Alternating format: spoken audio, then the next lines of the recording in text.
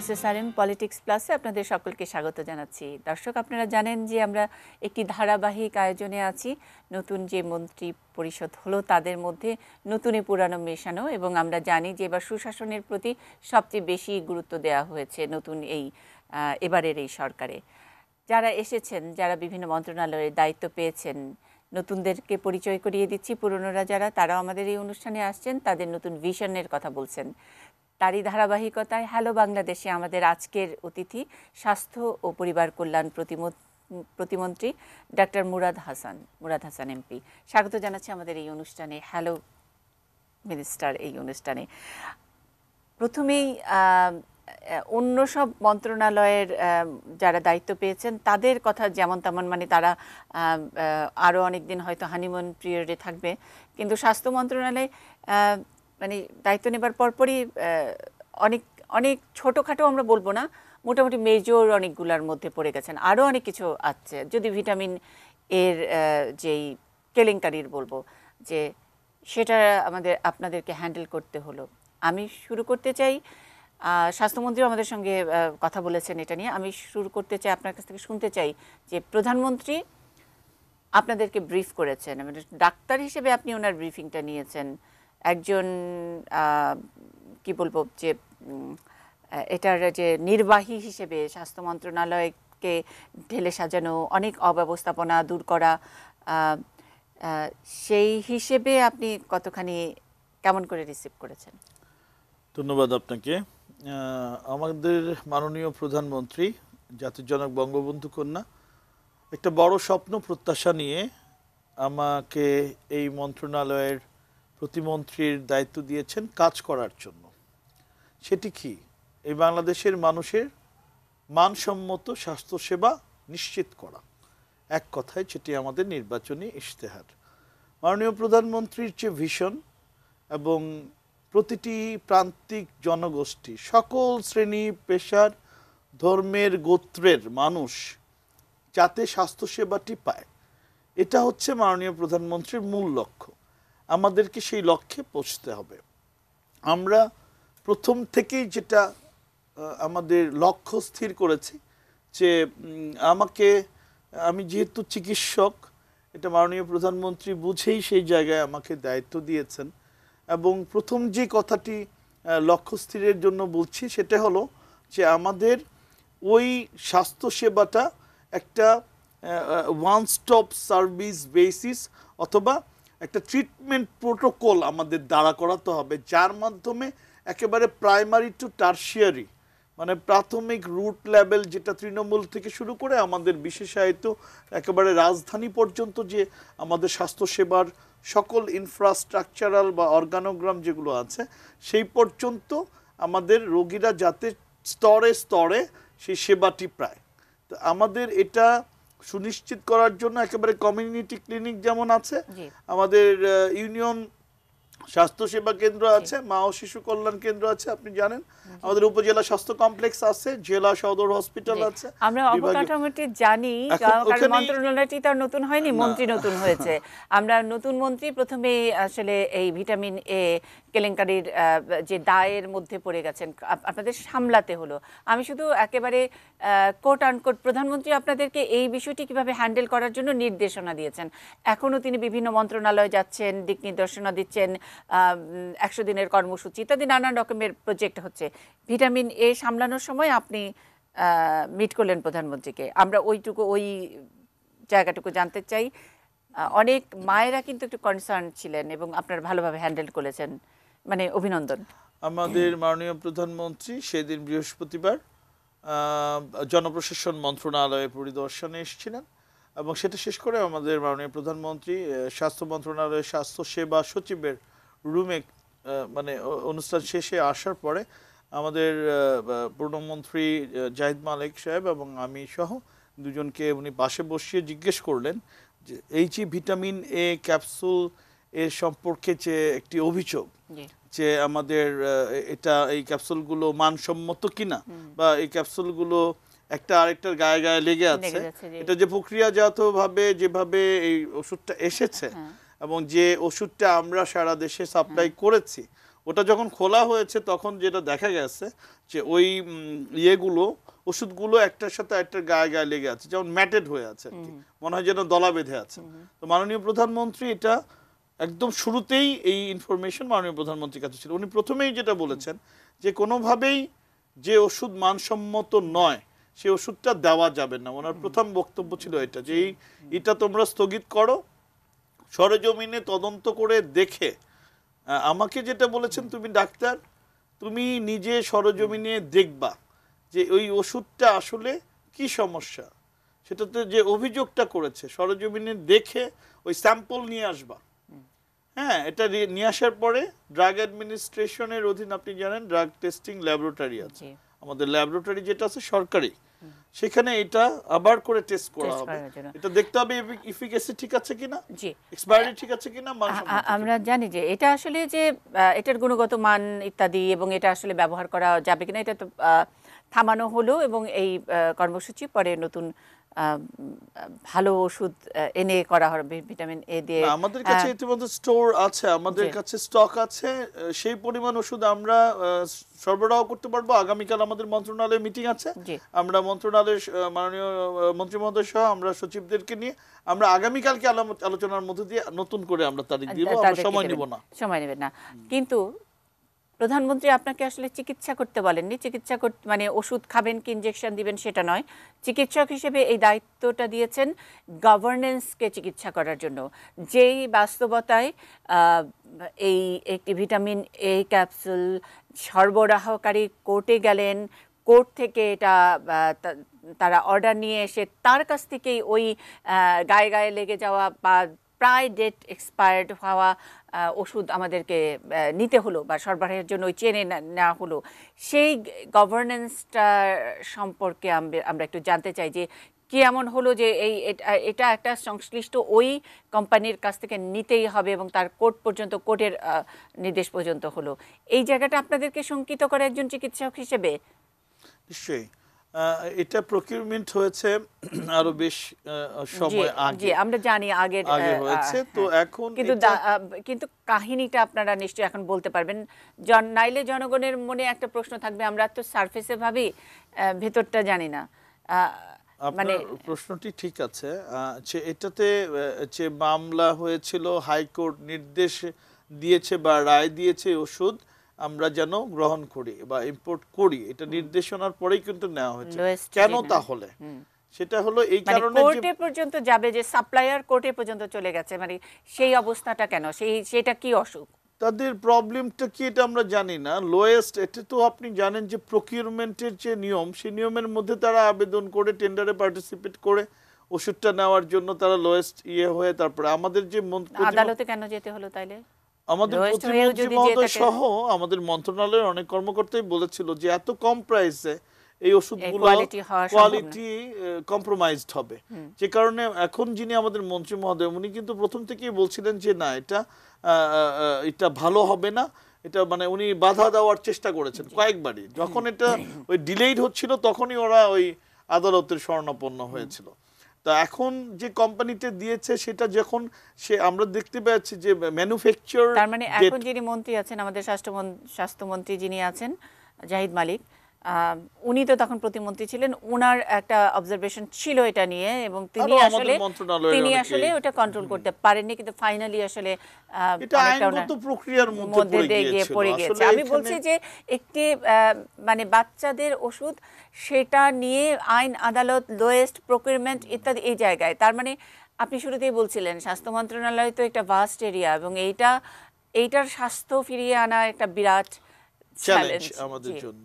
এটা ঠিক, আমরা ওই ওষুধটা নিয়ে তখনই প্রশ্ন ছিল। এখন দেখা গেছে যে আমাদের সন্দেহ, মানে তৎকালীন প্রতিমন্ত্রী বা এখন যিনি মন্ত্রী, ওনার যে সন্দেহটা এটা কিন্তু ঠিকই হয়েছে। এবং আপনার এটা 2016 সালের জুলাই মাসে তাদের কি শাস্তি দেওয়ার ইখতিয়ার আপনাদের আছে? আমরা যতক্ষণ পর্যন্ত তদন্ত চলে গেছে, যারা এই চেইনের মধ্যে ছিল, ওকে ঠিক আছে, আমরা তাদেরকে ধরতেই পারলাম না, তারা বঙ্গোপসাগরে হাওয়া হয়ে গেছে, এই নাকি সেম চেইন, সেম একই জায়গায় তো লোকজন তো আর বদলায় না, দুজন মন্ত্রী বদলায় কেবল? আপনি খুবই সঠিক বলেছেন, আমরা এটা প্রমাণ করব আর কি। সেটা হলো যে no stone will be unturned, আমরা কোনো কিছুই এভাবে ছেড়ে দেব না। এটা সেই মন্ত্রণালয় না, এটা সেই মন্ত্রিসভার সদস্য আমরা নই, এটা আমরা বিরতিতে প্রমাণ যাবার আগে করব। খুব ছোট্ট প্রশ্ন, মানে একদম দায়িত্ব নেবার পরপরই এরকম একটি ঘটনা পত্রিকায় ছাপা হলো, আপনারা একটু তো স্পেশাল মিটিং করলেন ইত্যাদি, একটু মানে দম নেবার আগেই যে একটু বিব্রত হয়েছেন কিনা? না, বিব্রত না, এটা আমাদের দায়িত্ব মনে করেছি এবং অত্যন্ত গুরু দায়িত্ব, পবিত্র দায়িত্ব যে আমাদের আগামী দিনের ভবিষ্যৎ, আমাদের শিশুদের জীবন নিয়ে আমরা কোনোভাবেই কম্প্রোমাইজ করব না। আমরা তাদের শিশুদের প্রতি যত্নবান, কারণ এই সন্তানগুলো আমার সন্তান। জি, আমাদের আমাদের সন্তান, আমরা তাদের স্বাস্থ্য নিয়ে কখনোই হেলাফেলা করতে দিব না। স্বাস্থ্য মন্ত্রণালয়ের স্বাস্থ্য এবং স্বাস্থ্যগত যেই জটিলতা, মানে প্রশাসনিক অবস্থা, গভর্নেন্সের যেই রকম কথা আমরা শুনি একেবারে চারিদিকে, নানা রকমের রোগের ভাষায় বললে ক্যান্সার ইত্যাদি, ডিপথেরিয়া, নানা রকমের, সেই জায়গা থেকে একজন প্রতিমন্ত্রী, তিনি পেশায় একজন চিকিৎসক, আমরা পূর্ণমন্ত্রীকেও আমরা ইন্টারভিউ করেছি, তারা কতখানি গভর্নেন্সের, গুড গভর্নেন্সের ভালো ওষুধ দিয়ে এই মন্ত্রণালয়কে বাগে আনতে পারে, সেটুকুর জন্য তো অবশ্যই আমাদের সকলকে অপেক্ষা করতে হবে। আপাতত বাকি কথা শোনার জন্য একটা ছোট্ট বিরতির পরে আবারও ফিরছি।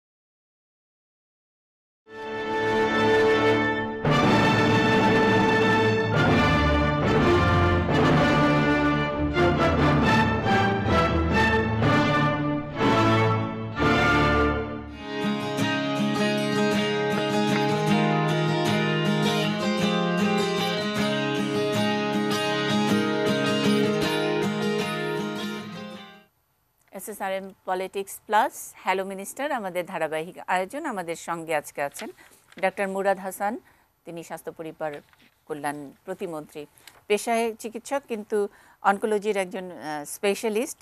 রাজনীতির কারণে তিনি তার এই পেশা ঠিকভাবে প্র্যাকটিস করেন না। বঙ্গবন্ধু মেডিকেল বিশ্ববিদ্যালয়ের অনারারি কনসালটেন্ট হিসেবে তিনি কাজ করেন। 2008-এ নবম জাতীয় সংসদ নির্বাচনে নির্বাচিত হয়েছিলেন। মাঝখানে 2014 নির্বাচনটি তিনি অংশ নেননি, এবার আবার নির্বাচিত হয়েছেন। আমরা প্রাইভেট প্র্যাকটিস এবং চিকিৎসার যে চিকিৎসা ব্যবস্থার যে একটা খুব অরাজক অবস্থা, একজন চিকিৎসক হিসেবে আপনি এই খোঁজটা খুব ভালো রাখেন। আমরা অচিকিৎসক মন্ত্রীদের এই প্রশ্ন জিজ্ঞেস করলে ওনারা অনেক খাতা কলম নিয়ে বলতেন হয়তো, কিন্তু একজন চিকিৎসক নিজে যখন নাকি এই দায়িত্বে আছেন, আপনি কি, আপনাকে ব্যথিত করতো কি না আপনি যখন একজন চিকিৎসক হিসেবে আপনার জায়গায় কাজটি করতেন? আমরা আসলে আমি তো ময়মনসিংহ মেডিকেল কলেজের ছাত্র, তো যখন মেডিকেলে ভর্তি হই তখন থেকে আরও কাছ থেকে দেখার সুযোগ হয়েছে। ছোটোবেলা থেকে যেটা দেখতাম যে একজন প্রাইভেটলি তো যেতাম বেশি ডাক্তারের কাছে, তো তখন এই সিরিয়াল দিয়ে বসে থাকা, অনেকক্ষণ অপেক্ষা করা, এটা সবারই কষ্ট, যন্ত্রণা বা একরকম বিরক্তি, এটা তো আসলে ছোটোবেলা থেকে দেখে বড়ই হয়েছি।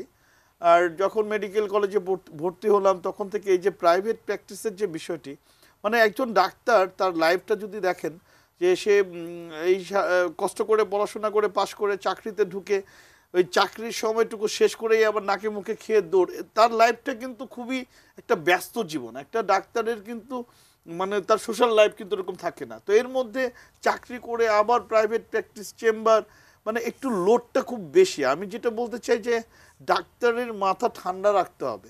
আমার যে মেসেজটা আমি ডাক্তার হিসেবে আমি প্রথম থেকেই বলছি যে আমাদের যে কনসেপ্টটা, মানে পাবলিক পারসেপশন কি, যে একজন ডাক্তার মেধাবী, একটা ছেলে বা একটা মেয়ে মেধাবী যারা, ওরাই মেডিকেল কলেজে চান্স পায়। স্পেশালি আমি পাবলিক মেডিকেল কলেজগুলোর কথা বলছি, অনেক বেশি কম্পিটিটিভ এক্সামের মধ্যে দিয়ে তাকে চান্স পেতে হয়, অবশ্যই মেধাবীরা।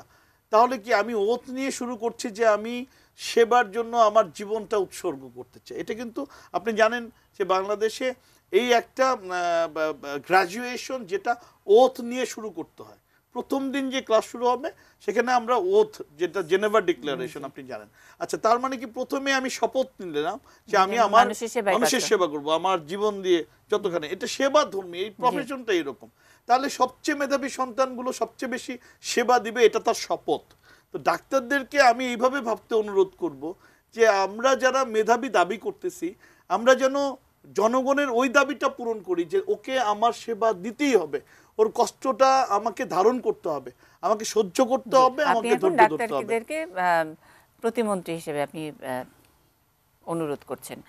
আমি আমার প্রশ্নটা ছিল যে এই যে প্রাইভেট প্র্যাকটিস, ক্লিনিকে পাঠিয়ে দেওয়া, আমরা যে পাবলিক হেলথ বলে যে জায়গা পাবলিক সার্ভিস পাওয়ার কথা, যেখানে সেই সব জায়গায় যে সেবা সীমিত হয়ে যাওয়া, সেই স্বাস্থ্য অ্যাজ এ হোল, স্বাস্থ্য মন্ত্রণালয় অ্যাজ এ হোল অরাজক অবস্থা যদি বলি, সেখান থেকেই প্রথমে শুরু হয়। তারপরে তো আসলে নানা রকমের দুর্নীতি ইত্যাদি তো আছেই।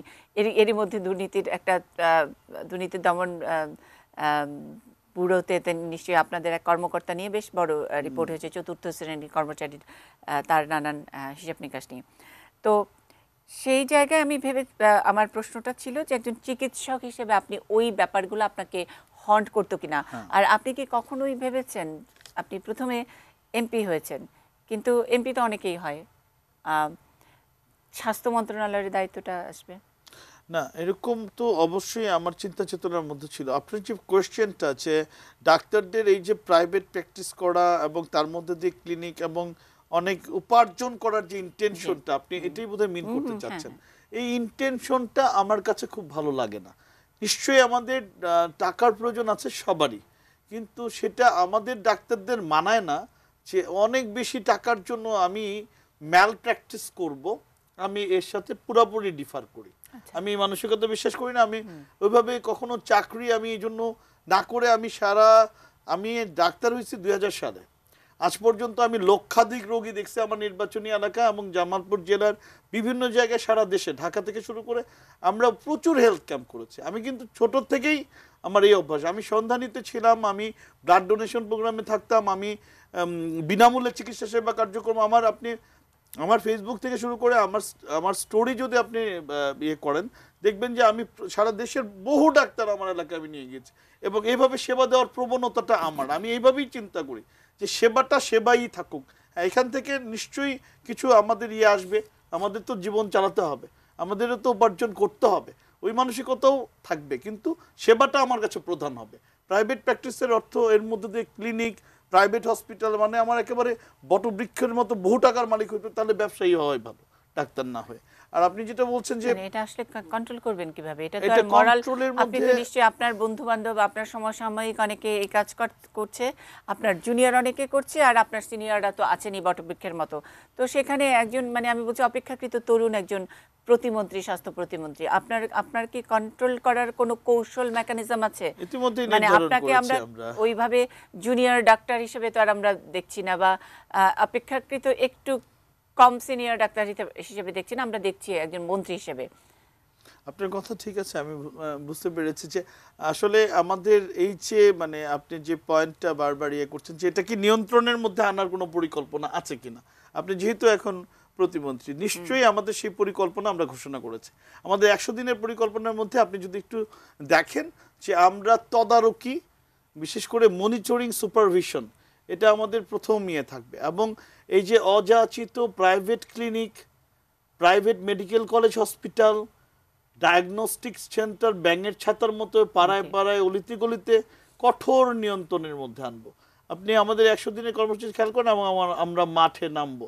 আমরা ইতিমধ্যে মাঠে নেমেছি। মানে স্বাস্থ্য মন্ত্রণালয় মাঠে নামবে নাকি এটার মধ্যে একটি অর্গানাইজ একটা বিষয় থাকবে? আপনাদের স্বরাষ্ট্র মন্ত্রণালয়ের সাহায্য নিতে হবে, অন্যান্য মন্ত্রণালয়ের সাহায্য নিতে হবে, কম্প্রিহেনসিভ প্রোগ্রামে আমরা নিব। তবে প্রথম মন্ত্রী মহোদয় এবং আমরা কিন্তু 5 বছর মাঠেই থাকতে চাই। আমরা ওখানে বসে শুধু মিটিং করতে চাই না, সরেজমিনে মাঠে থেকে আমরা যেটা করেছি, ভিটামিন এ ক্যাপসুল নিয়েও কিন্তু আমরা মাঠে গিয়েছি। শুক্রবার ছিল, কিন্তু কেউ আমরা ঘরে ছিলাম না, আমার মন্ত্রী মহোদয় সবাই কিন্তু, ডিজি হেলথ সচিব সবাই, কিন্তু আমাদের মেসেজটা ক্লিয়ার, আমরা মাঠে থেকে কাজগুলো, সমস্যাগুলো সমাধান মাঠে থেকে করব। এবং আপনি যেটা প্রথমেই প্রশ্ন করেছেন যে এটা শুরু হয় শেষ হয় না, আমাদের প্রতিটা কাজ শেষ হবে। এটা আমার পরিষ্কার মেসেজ। এবং আমরা সমাধানগুলো মাঠে থেকে করব। আপনি সঠিক বলেছেন যে আপনার তো স্বরাষ্ট্র মন্ত্রণালয় লাগবে, আরো গণপূর্ত অন্যান্য মন্ত্রণালয় লাগবে, অন্যান্য অনেক জনপ্রশাসন মন্ত্রণালয়, অনেক মন্ত্রণালয় সমন্বিত কার্যক্রম হতে হবে যাতে এটার আউটপুটটা আমরা পাই, যে সমাধানটা যেন আপনার কি হয়। মনে হয় যে এই মানে স্বাস্থ্য মন্ত্রণালয়ের স্বাস্থ্য মানে আমরা বলছি যে ম্যানেজমেন্টের ম্যানেজেরিয়াল স্বাস্থ্যটা মানে সুশাসনের স্বাস্থ্যটা ঠিক করার সবচেয়ে বড় চ্যালেঞ্জ মানে কোনটা? আমাদের সবচেয়ে বড় চ্যালেঞ্জ হবে যে আমাদের ডাক্তার, সিস্টার, আমাদের স্বাস্থ্য সেবার সাথে সম্পৃক্ত সবাইকে নিয়ে আমাদের স্বাস্থ্য সেবা দেওয়া, এটাই হচ্ছে আমাদের মূল চ্যালেঞ্জ। এখানে কোথায় কোথায় প্রবলেম, যে ডাক্তাররা থাকেন কিনা, ডাক্তাররা উপজেলায় যাচ্ছেন কিনা, রিমোট এরিয়াতে যাচ্ছে কিনা, সবচেয়ে আলোচিত যে বিষয়টা আমরা বলেছি প্রথমে যে আমরা মনিটরিং, সুপারভিশন, এটা আমাদের অন্যতম চ্যালেঞ্জ। অর্থাৎ চিকিৎসকরা তার পদায়নকৃত স্থানে থাকতেছে কিনা, এটা আমরা একটা মানে বলেছি তো ক্লোজ ভিজিল্যান্সের মধ্যে আমরা রাখবো। মানে আপনার মনিটরিংটা আপনার কঠোরভাবে মাথার উপরে করব। যে মন্ত্রী আছেন পূর্ণমন্ত্রী, তিনি তার আমি যদি মনে করতে পারি যে গত সংসদে তিনি তার একটি বক্তব্যে বলেছিলেন, সম্ভবত অক্টোবর নভেম্বরের দিকে, উনি বলেছিলেন যে ডাক্তাররা তো তদবিরবাজিতে খুবই মানে পাকা। তিনি হাসতে হাসতেই বলেছিলেন তদবিরবাজি মানে হলো যে তাকে কোথাও আপনারা ট্রান্সফার করলেন, সঙ্গে সঙ্গে সেটা নানান তদবির করে মানে একদম তারা এটাকে নিশ্চিত করে যে ওখানে তারা থাকবেন না। তো এটাই তো প্র্যাকটিস হয়ে দাঁড়িয়েছে। সুতরাং গ্রামে কারা যাবে আর কিভাবে নিশ্চিত করবেন, এই একই কথা প্রধানমন্ত্রী বারবার কিন্তু তার বক্তব্যে বলেন, হতাশার কথা বলেন। একজন চিকিৎসক হিসেবে আপনার কেমন লাগে এই কথাটি শুনতে? হ্যাঁ, এটা আমার শুনতে ভালো লাগে না। এবং চাকরিতে যখন আমরা জয়েন করব ওটাও তো আমাকে লিখিত দিয়ে আমাকে ওটাও এক ধরনের শপথ নিয়েই তো আমি জয়েন করতেছি যে আমাকে আমার চাকরির সময়ে আমার কর্মস্থলে থাকতে হবে, আমার সেবা দিতে হবে। সো এখানে কম্প্রোমাইজ করার কোনো সুযোগ নেই। আর যে কথাটা বললেন যে বিগত সময়ে সবাই ঢাকামুখী, এই তো সবাই ঢাকায় ওই যে ওয়ার্ডার হয় কিন্তু চুপ করে বসে থাকে, আবার ঘুরিয়ে ঘুরিয়ে ঘুরিয়ে ঘুরে এইটা ইনশাল্লাহ এখন হবে না। আমি তো বলেছি প্রমাণ করব আমরা যে এটা হচ্ছে না, এটা আমরা পারি কিনা, এটাই তো আমার চ্যালেঞ্জ। ওকে, আমরা এটাই তো মাননীয় প্রধানমন্ত্রী মানে দেখার জন্য আমাকে বাংলাদেশের প্রত্যন্ত এলাকায় বসে যারা আসলে আজকের এই অনুষ্ঠানটি দেখছেন, অন্তত আপনার এই কথা থেকে যে এনার্জি মানে যেই প্রত্যয়টা পাচ্ছে, সেখান থেকে নিজেরাও একটু বোধহয় নড়ে চড়ে বসছেন যে হ্যাঁ, এবার বোধহয় আমাদের উপজেলায় যে সরকারি ডাক্তার যাকে নিয়োগ দেওয়া হয়েছে, পোস্টিং দেওয়া হয়েছে, তাকে বোধহয় পাওয়া যাবে। এরকম একটি স্বস্তি এবং আশার একটা জায়গায় একটু দম নিতে হবে, একটা ছোট্ট বিরতি।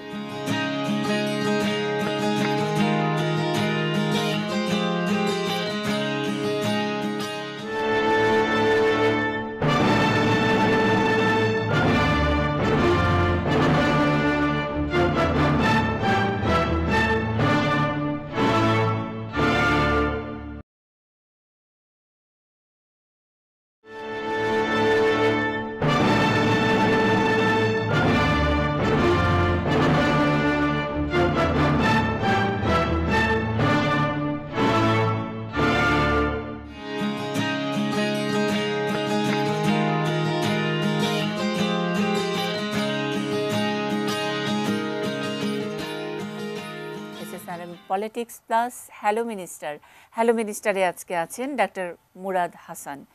আমরা অনেক খুব অল্প সময়, কিন্তু তার মধ্যেও যে দু একটি সমস্যা এবং এই মন্ত্রণালয়টি আসলে ওই যে একটা বোঝা প্রবলেমের একটা বড় ব্যাগ নিয়ে আপনারা দায়িত্ব নিয়েছেন এবং আমরা জানি আস্তে আস্তে একটা একটা করে সমস্যার সমাধান হবে। অনেক ভালো কথা বলছেন, সেই এনার্জিটাও আমরা অনেক পাচ্ছি। এই মানুষটিকে আমরা একটু চিনতে চাই, ডাক্তার মুরাদ হাসানকে। আগেই বলেছি অনকোলজির তিনি চিকিৎসক, তারপরে কি আর কি করতে ভালোবাসেন? নিজের কথা অল্প একটু বলেছেন, সন্ধানী করতেন, ব্লাড ডোনেশনের সাথে ছিলেন, জনসেবা করেন, ওত নেওয়াটা আপনি মনে রেখেছেন পড়তে গিয়ে, ইত্যাদি অনেক কিছু জেনেছি। তার বাইরে আমি খুব সংস্কৃতি মনা, আমার গান করতে ভালো লাগে, গান শুনতে ভালো লাগে। আমি খুব ছোটবেলা থেকে আমি তবলা বলে যাকে, তবলচি হওয়ার জন্য খুব ইচ্ছা পোষণ করতাম। টানা 8 বছর আমি আমার শ্রী অবিনাশ গোস্বামী স্যারের প্রতি শ্রদ্ধা জানাই, এই অনুষ্ঠান থেকে আমাকে অনেক আদর করতেন। আমি তবল খুব ভালো নাকি বাজাতে পারতাম। বাহ, তো এটা আমি অনেক কম্পিটিশন করেছি ছোটবেলায়। আমি এখন যখন কি একদম ছেড়ে দিয়েছেন? এখনো পারি, বাট মানে প্র্যাকটিস না থাকলে যেটা যা হয়, হয়, আচ্ছা বাট আচ্ছা। আমি যে কোনো প্রোগ্রামে যে কোনো সময় আমি তবল বাজাতে পারবো, একদম টোটাল প্রোগ্রাম নামায় দিতে পারবো। বাহ, এক্সেলেন্ট এইটুকু আমার এক্সেলেন্ট। এক্সপেরিয়েন্স। আমি 8 বছরে ক্লাস 2 থেকে ক্লাস 10 পর্যন্ত টানা আচ্ছা শিখেছি। আচ্ছা। আমি যখন নটরডেম কলেজে ভর্তি হই তখন থেকে আমি খুব তখন ব্যান্ডের একেবারে 90-এর দশক, আপনি জানেন ব্যান্ডের একদম রমরমা রমরমা অবস্থা, হ্যাঁ। সময়, হ্যাঁ, সেই এলআরবি, মাইলস, সোলস, মানে একেবারে আমরা ক্রেজি ছিলাম। ওদের খুব ভালো লাগতো, বাম্বা কনসার্ট দেখতাম। গান শেখার খুব শখ ছিল।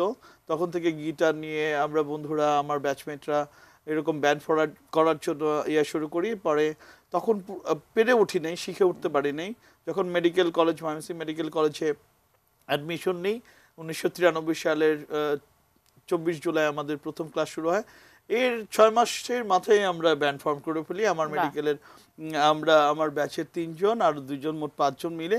এবং তখন ওখানে অনেক গান কনসার্ট আমরা করেছি। এবং ময়মনসিংহ মেডিকেল থেকে শুরু করে এগ্রি ইউনিভার্সিটি থেকে শুরু করে টাউন হল, পাবলিক হল, স্টেডিয়াম, সব জায়গায় প্রোগ্রাম করেছি। জামালপুর, ঢাকা, অনেক জায়গায় আমরা প্রোগ্রাম কি ছিল করেছি। আপনার ব্যান্ডের নাম?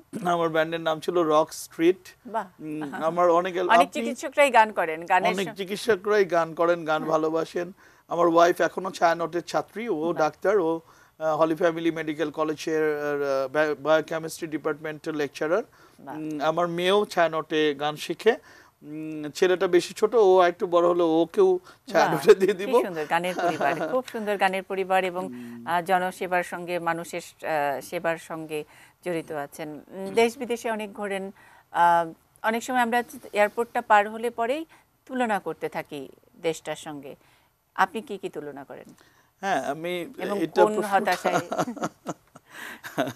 এটা হলো যে নিশ্চয়ই আপনি যা বলেছেন সবাই বুঝেছে। এখন ব্যাপারটা হলো যে আমরা কিন্তু এয়ারপোর্ট করার জন্য সব উদ্যোগ নিয়েছিলাম। মাননীয় প্রধানমন্ত্রী উদ্যোগ নেওয়ার পরে মনে হলো যুদ্ধ শুরু হয়েছে দেশে। তো এই হলো আমাদের অবস্থা। আমি কেমনে এই এই এই এই সমস্যাটার সমাধান করব বলেন? আমরা নিজেদের ভালো নিজেরাই বুঝি। এটা অবশ্য অন্য আরেকটা মন্ত্রণালয়ের, কিন্তু তারপরেও কথাটা তো যেটা মানে একজন বাস্তবতা। চিকিৎসক হিসেবেও তো আপনার চিকিৎসা সংক্রান্ত অনেক সেমিনার, প্রোগ্রাম, এগুলো তো নিশ্চয়ই যান, বেড়াতেও যান। তো আমরা দেশটাকে, আমরা সব ভালো ভালো জিনিস যদি বাংলাদেশে থাকতো, এটাই আমরা সকল যারা দেশটাকে ভালোবাসি সকলেই আমরা তাই করি। কিন্তু এখানে আর প্র্যাকটিস করে হয়ে ওঠে না অনেক সময়। প্রথম কোন স্বপ্নটা দেখেন আপনি? আমরা যেমন, আমার প্রথম স্বপ্ন হচ্ছে আমাদের দেশের মানুষের আস্থা যেন ডাক্তারদের উপরে, স্বাস্থ্য ব্যবস্থার উপরে, স্বাস্থ্য মন্ত্রণালয়ের উপরে বা সরকারের উপরে স্থাপিত হয়। আমাদের দেশের রোগীরা ইন্ডিয়াতে, সিঙ্গাপুরে, মালয়েশিয়া, বিভিন্ন দেশে যে যাচ্ছে, আমি কিন্তু জানি খুব যে লাভ হয় তা কিন্তু হয় না। আমরা যারা বিদেশে যাই বা গিয়েছি, দেখেছি বিদেশের চিকিৎসা আমি প্রয়োজন ছাড়া কখনোই যাইনি বা নেও নাই এই পর্যন্ত। বাট হয়তো গিয়েছি, আপনার কি একটু মনে চেক হয় আপ। কেন যায়? এটা কি ডাক্তারের এটা কারণে আস্থা। যায় নাকি প্যাথোলজির জন্য যায়? না না না, এটা একটা আস্থা। প্যাথোলজি তো একটা বড় ইস্যু, এবং এখানে ইনভেস্টিগেশন, এখানে যারা প্যাথোলজিস্ট তাদের জন্য ট্রেনিংয়ের কোনো ব্যবস্থা নাই। আমরা মানে একই রোগের একই ইনভেস্টিগেশন 5 জায়গা থেকে 5 রকমের রিপোর্ট পাওয়া যায়। এইগুলোও তো একটা বড় ইস্যু, তাই নয় কি? এখন ধরেন আমরা অনেকেই বুঝি না। যেমন কি আমার টেস্টগুলো আমি কোথায় করলে সবচেয়ে ভালো হবে, আপনি তাকায় দেখেন বঙ্গবন্ধু টেস্টের শেখ আবার ভালো মুজিব। মন্দ কি, মানে না, আপনার যদি এক্সপার্ট থাকে, এটা তো গ্রামার, ঠিক সেই আছে আপনার গ্রামার কথা। অনুযায়ী, এবং মেশিন আমাকে আমার রিডিং দেবে। আমি যদি ট্রেন্ড হই, আমি একই ইনভেস্টিগেশন থেকে বের করব। এবং আপনি এটা সিএমএইচে করেন আর যেটা যে কোনো একটা মডার্নে গিয়ে করেন, একই হওয়ার কথা। আমাদের এখানে এই টেস্ট প্যাথোলজি নিয়ে যেই যেরকম একটি অবস্থা, এটা আমাদের যে কোনো দুর্যোগের চেয়ে বড় একটা দুর্যোগ। আপনি তা মানেন কিনা? বিষয়টা হলো যে মানে খুবই বেশি এরকম তা কিন্তু না। সে আপনি যদি বঙ্গবন্ধু শেখ মুজিব মেডিকেল ইউনিভার্সিটিতে যান চিকিৎসার জন্য, ওখানে আপনার ভুল ধরার সুযোগ খুবই কম। কারণটা হলো ওখানে কয়টা আমাদের সব বঙ্গবন্ধু ট্রেন, মেডিকেল সব বিশ্ববিদ্যালয় আছে জায়গায় নেই। আমরা আমাদের? ইতিমধ্যে 4টি মেডিকেল 16 কোটি বিশ্ববিদ্যালয়। মানুষের স্বাস্থ্যের কথা। স্বাস্থ্য কিন্তু প্রতিদিনকার ব্যাপার। এমন না আজকে একদিন জ্বর হচ্ছে তারপরে আর আগামী 1 বছর হবে না, তা কিন্তু নয়। মানে এটাকে মাল্টিপ্লাই করতে হবে একেবারে 30 দিন দিয়ে। বিষয়টা হলো যে আমরা স্বাধীন বাংলাদেশ কত 47 বছর। তো এখন ব্যাপারটা হলো যে আমরা কতদিন ধরে আমরা উন্নয়নের পথে, এই বিষয়টা আমাদের মাথায় নিতে হবে একটু। আর আমরা কতটুকু সিরিয়াসলি, সিনসিয়ারলি কাজ করতেছি উন্নয়নের পথে, পরিবর্তনের পথে, স্বপ্ন পূরণের পথে, সেগুলো মাথায় নিতে হবে। আর বিষয়টা হলো যে আপনি ওভারনাইট সবকিছু চেঞ্জ করতে পারবেন না, একদমই না। আমাদেরকে মানে নিশ্চয়ই একটু সময় দিতে হবে। না, বর্তমান সরকার যদি ওভারনাইট চেঞ্জ করতে পারবেন না এই কথাটি বলে, তাহলে বোধহয় বেমানান হয়। কারণ এটি কনজিকিউটিভ থার্ড টাইম এবং তৃতীয় সময় আপনারা প্রথমবার দ্বিতীয়বার কি করে আসছেন তারই ধারাবাহিকতায় সুশাসন নিশ্চিত হওয়ার কথা। এখন আপনি তো নিশ্চয়ই আপসাইড ডাউন করার মতো অবস্থা কি স্বাস্থ্য মন্ত্রণালয়ে, যে আমরা একদম ভেবে নেই আমরা 2008-এর নির্বাচনের পরে 2009 আপনারা দায়িত্বটা পেয়েছেন, বাকি যা যা হয়েছে সেটাকে আমরা ওই খেলার মতো যে আর অনেক পরিবর্তন হয়েছে, অনেক উন্নয়ন হয়েছে স্বাস্থ্য খাতে, যে পরিমাণ হসপিটাল হয়েছে, সেই ক্ষেত্রে ওভারনাইট হওয়া সম্ভব নয়। এই কথাটা কি আমাদেরকে অনেক হতাশ করবে না? না, হতাশ না। আমি বলতে চাচ্ছি কোনটা, যে উন্নয়নের যে ধারাবাহিকতা যেটা চলমান আছে, বা উন্নয়নের মহাসড়কে যে আমরা উঠেছি, এটা তো একটা চলমান প্রক্রিয়া, সময় একটা ব্যাপার। আমি সেটা বলতে আমরা কিন্তু অবকাঠামো, রাস্তাঘাট, মানুষের জীবনমানের উন্নয়ন, সব মিলিয়ে স্বাস্থ্যসেবার উন্নয়নকেও মিল করতেছি। আমি যেটা বলতে চাচ্ছি যে 10 বছর যে কাঙ্ক্ষিত উন্নয়নের লক্ষ্যে মাননীয় প্রধানমন্ত্রীর নেতৃত্বে যে কাজগুলো হয়েছে, এটার গতি আরো ত্বরান্বিত হবে, আমি সেটা বলতে চেয়েছি। ওভারনাইট বলতে আমি একটা জিনিস কি, আমাদের দেশটা কতখানি আয়তন, আমার জনসংখ্যা কত, আপনি একটু তাকান না, আমার একজন ডাক্তার কতজন মানুষের সেবার জন্য অনুপাতে পড়ে আপনি জানেন? 6 থেকে প্রায় 7,000 মানুষের জন্য একজন করে ডাক্তার এখন পর্যন্ত, আজকে এই মুহূর্তে।